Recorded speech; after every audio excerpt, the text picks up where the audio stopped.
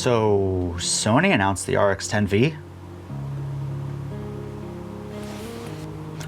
That's right. Sony announced the RX10v, which is their newest all-in-one camera that is like a built-in lens, and it's just supposed to be like an all-in-one easy-to-go system. And I have some thoughts about it that I wanted to tell you, and I wanted to see if other people feel the same way to make sure I'm not crazy. A lot of the video headlines all claim this camera to be the second coming, and I just don't think that. I don't want to be a morbid Morty about it and be just a naysayer, but I also don't think it's the best choice available on the market now. Just comparing it to other Sony products. So I have some notes here. I want to talk about the specs real quick, and then I want to compare it with some of the options that Sony offers and try to make the case for why this isn't actually a phenomenal offer, and it feels a little bit confusing. Like, I'm definitely confused by this announcement given the landscape of what's available. First things first, this camera it has the body of their full frame cameras. It takes the Z battery, which is phenomenal. That's great. All the cameras today should have that, which they do. The big thing that kind of makes this camera is it has a 1-inch sensor. A 1-inch sensor is considerably smaller than a full frame camera, which this has the similar body size of a full frame camera, but the sensor size of something much smaller. Something like the highest quality GoPro has a 1-inch sensor. It's also considerably smaller than APS-C and Micro Four Thirds. So it's a 20 megapixel sensor, which in my opinion, 20 megapixels is more than enough for regular stuff. I don't think that for everyday shooting, you really need more than 26 megapixels. That being said, 1-inch sensor leaves what to be desired, which I'm going to go into a little bit more in a minute. It also has a Zeiss 24 to 600 millimeter equivalent lens, which that's incredible range. 24 to 600 is awesome. It's great for just every day. You can get some wide shots of your family or some outdoor stuff, and then if you need to do sports or you want to zoom in on architecture or whatever it is, 24 to 600 is a incredible working range for a all-in-one camera. I don't have a problem with that. It's a 2.4 to 4 f-stop, so basically what that means is it can gather light as if it was a 2.4 lens or an f4 lens, depending on which focal range you're at. Now, when you start talking about like background blur, it is going to be different because it's such a small sensor, so you're not going to get the same background blur that you would get on a full frame camera at 2.8 or at f4. It's going to be drastically different, and I'm going to go into that again in a minute when I compare it to APS-C. Oh, spoiler, but I just want to go over the specs real quick to talk about, kind of set the groundwork, set the table. So it's got the 2.4 to 4 f-stop on a 1-inch sensor. It has the latest and greatest AI autofocus. It has a minimum focus of 1.2 inches when it's at the wide end and 28.3 inches when it's on the telephoto end, which, just to get that out of the gate, is absolutely incredible. You can get some wicked cool macro shots with this camera that would be very difficult to get with other cameras with a normal all-in-one lens like that. It also can shoot blackout-free 30 frames per second, which honestly is probably the biggest selling point of this camera, in my opinion, is the fact that it can just shoot 30 frames per second at its highest quality, and you can just go. My camera does like 11 frames per second, and I've never felt hindered by that for just everyday life type stuff. I'm sure if you're a professional and you really want to have that extra oomph, then going to something like 30 frames per second is going to be a big deal. But also, you're not buying a professional, this isn't a professional camera to do professional sports. This is an all-in-one everyday carry type camera for families or for people. It also just has a single SD card slot, which par for the course, nothing special there. Now, when it comes to video stuff, it has all the top of the line video features that you would expect any of the modern Sonys to have. It has 422 10-bit video recording, S-Log3, S-Cinetone, 4K 60, with, I don't believe there's a crop in 4K 60, but 4K 120, there's an additional like 1.5 times crop, or maybe it's like 1.38, 1.58, something like that. But there's a crop at 4K 120. So now you're taking that smaller sensor, that more zoomed in already, and you're zooming it in even further. It has a 1.6 million dot tilt display, which is a nice display. It seems like they're putting a nicer back display on this camera. However, it doesn't open up like this, and you can't tilt it like that. It only opens up like this at the back of the camera. So for shooting vlogs or anything where you need to see the camera from being in front of it, if you're taking group shots of your family, vlogs, selfies, is not going to really work for that. And it has some image stabilization, which I would imagine with something like a 1-inch sensor, the image stabilization is probably fantastic. And I think that that's going to be another thing that as people test it and they play with it, they're going to see, okay, yeah, the image stabilization is really great. Now, I haven't watched any of the videos that people have put out, so I don't know if people have tested the image stabilization and it's the most incredible thing, or if it's not good. It's just understanding the way cameras work and the way that they're manufactured. Having something that's a 1-inch sensor is going to give you the potential for way better image stabilization. On paper, this looks like an incredible offer. Everything that it's doing is really, really good until you really look at the price, in my opinion. The price is $22.98, so $2,300. And to me, that's a steep price for what you're getting. So the big thing that I immediately thought when this was announced and I saw the price was, well, how much does an A6700 cost? So an A6700 is $1,498, $1,500. That's less, but you don't get a lens. It's the top of the line APS-C camera from Sony. It's got weather sealing like the RX10v. It has the bigger battery. It has the same SD card slot. It has a hot shoe, so you can attach a flash just like the other guy. It has a lot of the same things. The A6700 has a 26 megapixel APS-C sensor. Bigger sensors give you more detail, more clarity, but also you can get more background blur, which I know is very popular. People love to try to get the most amount of background blur to make it look like a professional shot. So having that larger sensor is going to do that, but also just from a practical standpoint, besides the background blur, having a larger sensor is going to allow you to have better low light performance. So even though the lens that's built into the RX10 can do f2.8 to f4 in terms of light gathering, it's gathering that much light on a small sensor. So in terms of like low light, I can't imagine it's phenomenal.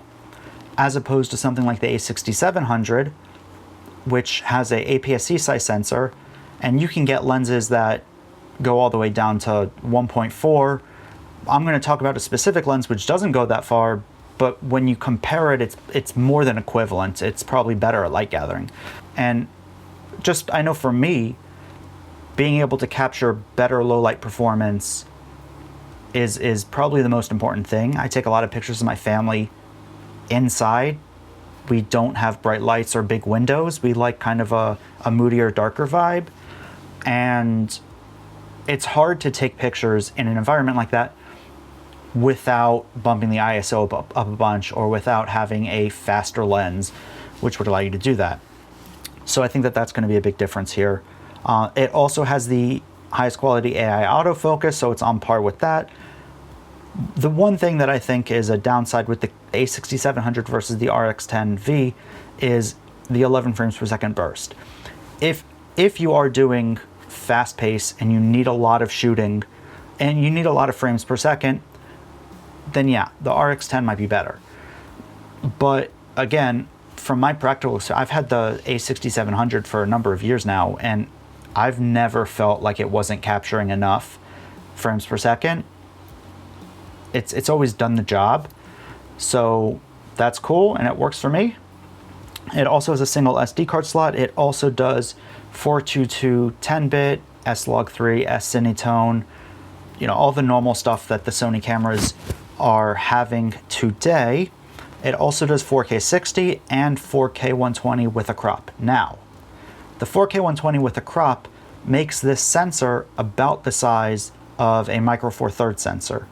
So the 4K 120 crop on the A6700 is still a larger sensor than the base sensor on the RX10v.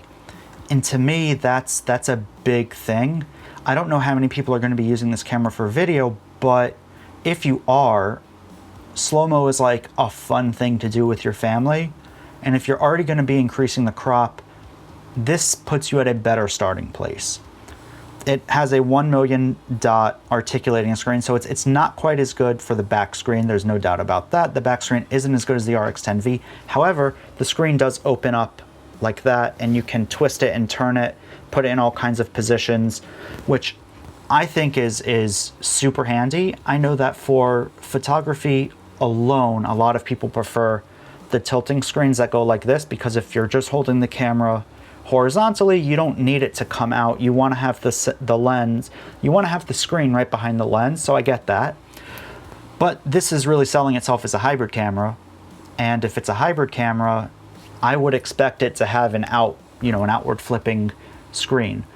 It also takes the Z100, the FZ100 battery, which is their biggest battery they have right now for the normal cameras. I think it also has IBIS. I think that the IBIS is really good on the A6700. Again, probably a little bit better on the RX10, but the A6700 is great. So those are the main points of the A6700, and we're still $700 less than the RX10. Now this is where it gets really interesting, because if you couple the 6700 with a lens like the Sigma 16-300, that lens right now is on sale for $695. So you're still getting in cheaper than the RX10v. You're getting an APS-C size sensor on the A6700 with it's a smaller body, more compact. It's got a really good grip on it. And you're getting a Sigma lens that goes from 16-300, which is basically a 24-450 equivalent. So you are giving up about 150 millimeters on the long end, but when you're talking about that 150 millimeters on the long end, you could crop that in post and you wouldn't notice that much of a difference, especially on that really long end. It's a minimum focus of 6.7 inches on the wide end and 41.3 inches on the long end. That's a big difference. There's no doubt about it. This lens is not going to be nearly as good for macro work if you want to do macro. The RX10v is going to be better for macro. The Sigma 16-30 also has image stabilization. So the body has image stabilization and the lens has image stabilization built in. So you have those two things working together to give you more image stabilization when you're taking shots or panning, or you need to do longer exposures. It gives you a lot of flexibility there, which is really nice. Again, giving credit to the RX10v, it probably has better image stabilization because it's a smaller sensor. Now let's talk about the elephant in the room, which I think is the biggest selling point. The RX10v is a fixed lens camera. What that means is you can't take the lens off and change it. It is what it is. It's a big camera with a big lens. I forget the exact dimensions, but it's like the A6700 is definitely shorter and it's way thinner. Plus, when you put that the 16-300 on there, it is about an inch and a half longer than the RX10. However, you can take the lens off if you want. So for storing, it's going to be a lot easier to pack it away. But the big thing, which I kind of got ahead of myself there, is the fact that on the A6700, it is interchangeable. That's going to be a huge thing for a lot of people, I think. I think that it's being undersold in the positivity that's being put out around the RX10, which I'm not questioning. It's probably a good camera. I just don't understand why anyone would choose the RX10 over something like an A6700 with a Sigma 16-300, or really any other offering from any other brand at a similar price point, and it's still cheaper than the RX10v. I just don't get it. And then the other benefit is, let's say you buy this all-in-one and then you really get into taking portrait photography of your family, and you put a flash on your camera and you get really good at it and you're excited, and you want to get a proper, let's say 85mm 1.4, 1.8 lens. You're stuck. You can't do it. You can't put a better lens on that camera. It is what it is. So now you want to go get into portrait photography.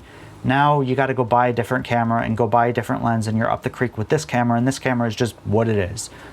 If you got something like the A6700, the X-T5, the Nikon ZFC, you can start with the 16-300. You're at the exact same price point, if not less, than the RX10v. And down the road, you have the option of buying other lenses for your camera. For instance, one of my favorite lenses is the TT Artisan's 27mm 2.8. You take that lens and you put it on the camera, and now you have a really great, easy walk-around lens for all-day use that you could just throw in your purse or your bag and walk around with it, and you're good to go. You don't have this big honking thing. So you're gonna have the benefit of both. I mean, the TT Artisan lens is like $140, $150, something like that. So you could even get that lens with it and still be at the same price point. So now you have a lens, now you have a kit that has a everything 16-300 lens, and then you can take that off and put a tiny little pancake lens on there for just walking around when you're going, you know, out to breakfast with your family and you want a better lens. Not a better, a smaller lens. I just don't, the thesis of this video is I just don't get why. I think that if it was like $1,700, $1,800, then it'd be more of a no-brainer as a good option for an entry level for everybody. But being that this is a bridge camera, it's supposed to bridge the gap between a point and shoot and mirrorless, but it's more expensive than the mirrorless stuff, or than the APS-C stuff. I don't get it. I have an issue with it. I think that if you were just looking for a camera and you stumbled across it, you'd be like, okay, yeah, this does everything. And you would be none the wiser, and I think you'd be happy with it. But I think if you spoke to anybody or did any amount of research, I just don't see the value proposition here. If you see the value proposition, let me know. I'm genuinely curious, if you like this camera and you're excited about it, to tell me why. I want to know. I'm going to probably watch some of the videos from the other creators about their take on this camera. I know that a lot of them got it early and they got to play with it. I haven't had a chance to play with it yet, so for all I know, holding the camera in the grip could be eye-opening and some majestic experience that shakes the foundation of your world, and it's the best camera ever. I just don't see why you would choose to spend that much money on that camera when you could get better options for less. So again, yeah, let me know what you think. Throw some comments down there. I want to have this be a conversation and hear what y'all think. And I guess that's it. Until next time, Morbid Morty out.